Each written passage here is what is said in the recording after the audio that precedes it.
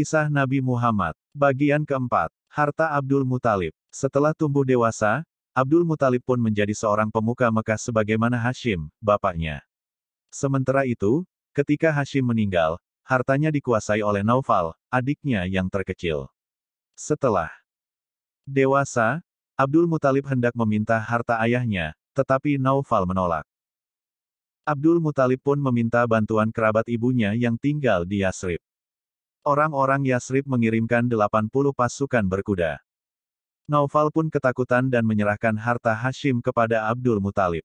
Pada zaman pemerintahannya, Abdul Muthalib melakukan sebuah perbuatan yang akan dikenang orang sepanjang zaman.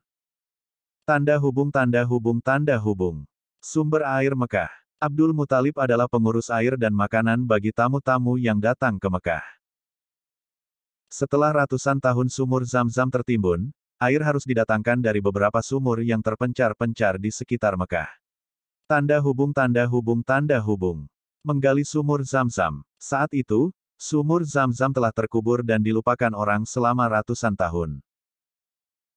Namun, Abdul Muthalib tidak pernah lupa pada sejarah Mekah, bahwa dulu pernah ada mata air yang menghidupi Mekah, mata air yang memancar keluar oleh kaki Ismail. Aku harus menemukannya, pikir Abdul Muthalib. Aku harus menemukan kembali sumur Zam-Zam yang telah dilupakan orang. Apalagi aku bertugas menyediakan air dan makanan bagi penduduk Mekah.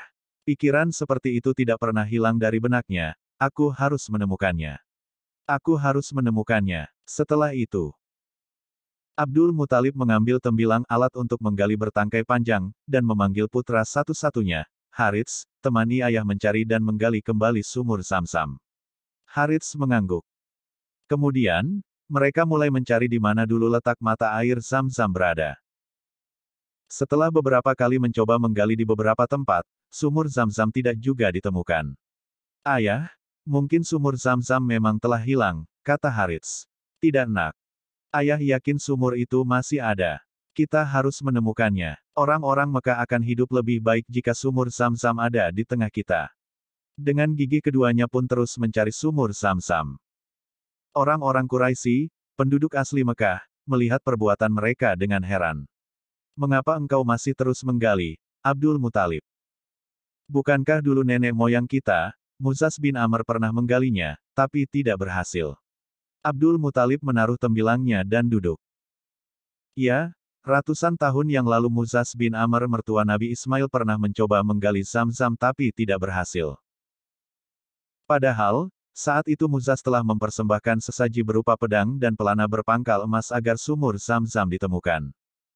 Bersambung bagian 5.